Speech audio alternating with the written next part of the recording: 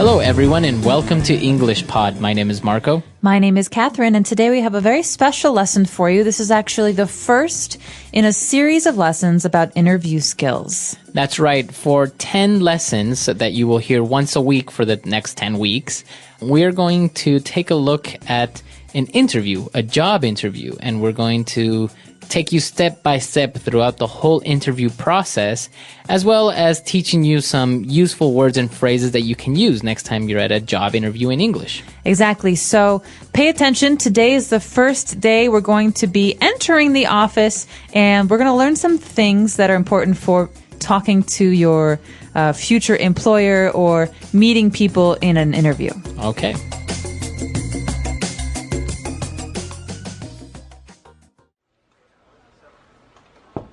Come in. Mr. Parsons? Ah, you must be Rebecca. Please do come in. Thank you for making some time to see me, Mr. Parsons. It's a pleasure to meet you finally. The pleasure's all mine, Rebecca. Have a seat, please. Now, would you like any refreshments, tea or coffee? A coffee would be lovely, thank you. Black, no sugar. No problem. Sally, can we have 2 coffees, please? 1, no milk or sugar. So, Rebecca, I understand you had a first interview with Miss Childs last week? Yes, that's correct. She filled me in on the details of the job on the telephone. Great. Well, I'm glad to say she recommended you for a second interview, and here we are. Perhaps we can start by discussing your background and resume details a little. Yes, of course. All right, we're back. So now let's take a look at language takeaway. Language takeaway. So one of the first things that you're offered when you go to interview at a company is refreshments. Right. Would you like any refreshments? This sounds complicated, but it's actually a very simple word for beverages or drinks. Right. So that's why he offered her tea or coffee. Right. So refreshments are cola, coffee, tea. But how do you answer this? If I say, would you like any refreshments, Marco? You can say, yes, water would be fine, thank you. Okay, water would be fine. Or I'd like a Coke. Or I'd like a cup of coffee. Cup of coffee. Great. Refreshments are drinks. And after that, the characters are talking about the details of the job. So what are these details? How are they different from the job itself? Well, the details of the job are the specific points about the job. So, for example, if she applied for a job as a receptionist, the details of the job would be answering the phones, taking messages, receiving people at the office. Those are the main details of the job. Also, we need someone who works from 9 a.m. to 5 p.m., someone who is going to come 5 days a week. Mm-hmm. So the details are basically more information about something. Right, the specific information about a general topic. And it's not only related to work. The details can be of many, many things. Right. So if I ask you about your details, Marco, you could maybe tell me your phone number, your address, my full name. Full name or birthday. So these are details. Okay. And, after they talked about the details of the job, after she explained that she received the details of the job by phone, Mr. Parsons said that she was recommended for a second interview. So Rebecca is coming to the office for a second time. She already had one interview, and the woman she talked to the first time recommended her for a second interview. So the verb here is to recommend. Right. And you can recommend a person, an object, a movie, and that's basically you are saying that this is good and that it's worth seeing, it's worth buying, it's worth interviewing. For example, I really like the movie Avatar.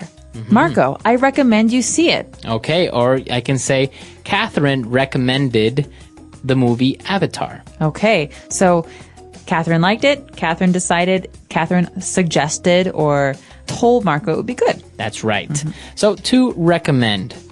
And then Mr. Parsons said that they're going to start discussing her background. Well, background, think of the word back. That means behind. This usually means a person's history at a job or at many jobs, or even their educational background, information about where they studied. That's right. So the background, maybe a person's background is, as you said, all their history, work, study, many different things, even maybe seminars or courses that they assisted. Or even just their personal history. For example, Marco, you speak English like an American. What's your background? Because I know you're not American. Right, I'm from Ecuador. Okay, background. So that means someone's personal history. That's right. And hand in hand with background, we have a piece of paper that usually you send into an employer to apply for a job. This is the famous resume. Resume. So you're right, Marco. Resume is a document. In this case, it is a document that lists your work history, your working background. And it's a very important part of applying for a job. And usually you send your resume before you go for the interview so that the employer can look and see, is this person qualified? How old are they? What's their work history? And, well, very similar to a resume, you may have heard a CV. That's right. A CV is a lot like a resume. It stands for curriculum C, vitae V, CV, and it's more detailed. It has more details about a person's academic or study history. Exactly. So a resume, I guess it's very similar to a summary of your work background, whereas a CV will have more details about your education, maybe more details about your work background, what did you do, objectives, etc. Great. So maybe we should listen to today's dialogue one more time, and when we come back, we'll be talking about some of the interesting phrases we heard in today's dialogue.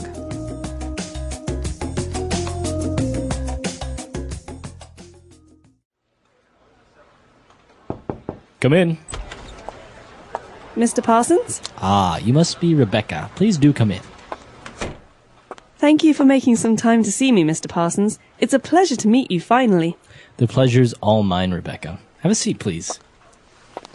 Now, would you like any refreshments, tea, or coffee? A coffee would be lovely, thank you. Black, no sugar. No problem. Sally, can we have 2 coffees, please? 1, no milk or sugar. Certainly, Mr. Parsons. So, Rebecca, I understand you had a first interview with Miss Childs last week? Yes, that's correct. She filled me in on the details of the job on the telephone. Great. Well, I'm glad to say she recommended you for a second interview, and here we are. Perhaps we can start by discussing your background and resume details a little. Yes, of course. All right, we're back. So now we have 3 phrases that we're going to take a look at on Fluency Builder. Fluency Builder. All right, so when Rebecca arrived, Mr. Parsons said, you must be Rebecca. Please do come in. Okay, so you could say, please come in. This means, please come into my office, or come on in. Right. But here, the interesting thing about this is the word do. Right, he's using the verb do, and it may sound wrong. It may sound like it's unnecessary because you do have a phrasal verb there already, come in. So you can just say, please come in. But when he says, please do come in, he is emphasizing on her to come in. That's right. So this is a very polite way to invite someone inside. You can also say, please do have a seat. All right. So you are emphasizing in a very polite way to please sit down. That's right. Please do come in. So there are many other ways that you can use it. So for example, if you really want your friend to call you sometime next time you're in town, you say, please do call me next time you're in town. Please do. You could even say it afterwards, simply please do, for emphasis. Right. So if I say, hey, Catherine, I'm going to call you next time I'm in Shanghai. Please do. There we go. So that means please do call. All right. So please do come in. Please do call. All right. After that, Rebecca says, thank you for making some time to see me, Mr. Parsons. So she is happy that Mr. Parsons is available and wants to talk to her. This is a very common phrase that means, thank you so much for interviewing me. Right. So I guess it's kind of a way of saying, look, I know that you're a busy person and that you don't have very much time. So thank you for making some time to see me. Right. So this isn't just about interviews. You could say this phrase for meeting with a client or meeting with even a friend. You could say, hey, Marco, I know you were really busy last week, but thank you so much for making some time to see me. Right. So you're just basically saying, I understand that you're very busy, but I appreciate that you made some time to see me. All right. And well, she said, you know what? It's a pleasure to meet you. But Mr. Parsons replied by saying, hey, the pleasure's all mine. All right, another very, very polite phrase that you hear a lot. Maybe some of you have heard the phrase, it's a pleasure to meet you before, but the response, the answer is very interesting. The pleasure is all mine. Right. So this stands for the pleasure is all mine. Right. And I guess it's the most appropriate response if somebody says, it's a pleasure to meet you. Because if you don't say this, I think you may sound a little bit arrogant. Well, you could say it's a pleasure to meet you too. Right. But this is another way to answer the person, because you don't always want to say it's a pleasure to meet you. It's a pleasure to meet you too. Right. This is a way to say something different and to say, well, the pleasure's all mine. Right. But it's very important to answer something, right? Because if I say it's a pleasure to meet you and you say thank you, it's like, No, that is a little bit arrogant. So Right. you have to say something. Right. And we recommend that you say this or you just say the same thing back. So it's nice to meet you. Oh, it's nice to meet you too. right. Okay. And our last phrase is actually when they were talking about, again, the details of the job. And she said that Miss Childs filled her in on the details. She said, she filled me in on the details of the job on the telephone. Okay, so this is an interesting verb, to fill in, or in this case, to fill someone in, to fill me in, to fill you in. This basically means to tell someone about something. Right. Or if I know a little bit of information, but not a lot of information about something, this way you're telling me more so I understand it better. Right. I'm giving you all the information. So maybe somebody is talking about a rumor in the office and you go and you say, hey, fill me in on the gossip. All right, so you want to know all about it. Right. Or for example, Marco, we're having a party next Sunday, but I'll have to fill you in on the details around Friday. Okay, because you don't have all the information right now. Yeah, I don't know yet what time or where. Okay, so to fill someone in is to give them all the information or to give them more information. Fill me in. Fill me in. All right. Why don't we take a look at our dialogue for the last time and we'll be back in a little bit.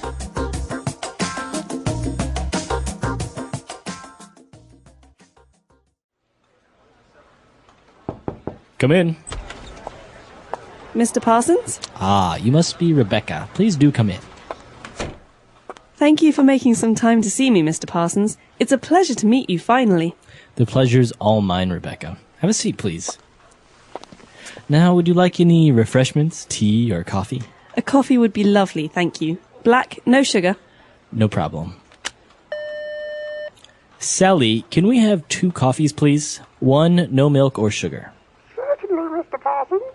So, Rebecca, I understand you had a first interview with Miss Childs last week? Yes, that's correct. She filled me in on the details of the job on the telephone. Great. Well, I'm glad to say she recommended you for a second interview, and here we are. Perhaps we can start by discussing your background and resume details a little. Yes, of course.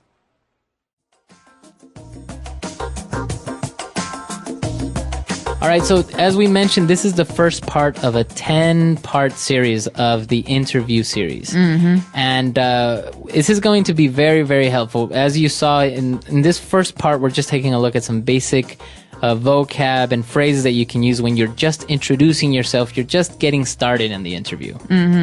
So what we're going to be looking at later on is talking about yourself, answering questions. But many people don't realize that one of the most important parts of the interview is the very, very beginning. Because some psychologists say that we make a decision about a person or how we like a person within the first, 30 seconds of talking to them. Yeah.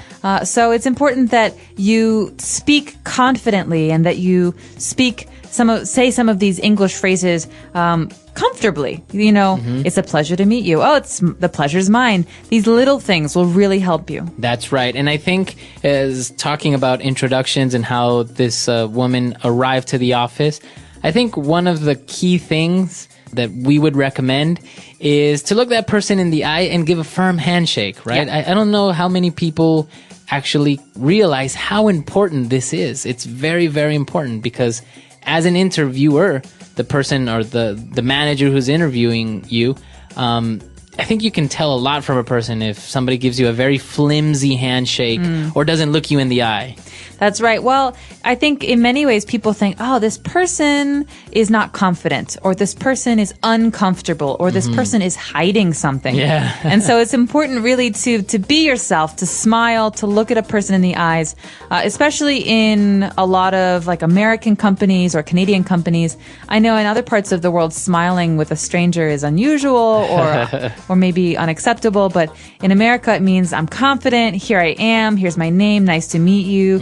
It's a very important part of an introduction. Yes, very true. So we actually want to hear what you think. How important for you is a handshake, a firm handshake, looking someone in the eye, or how do interviews work in your country? Let us know, and we hope that this is helpful for you in the future if you're looking for jobs or you just want to practice your English. That's right. So if you have any other questions or doubts, we're at EnglishPod.com. We'll see everyone there. Bye. Bye.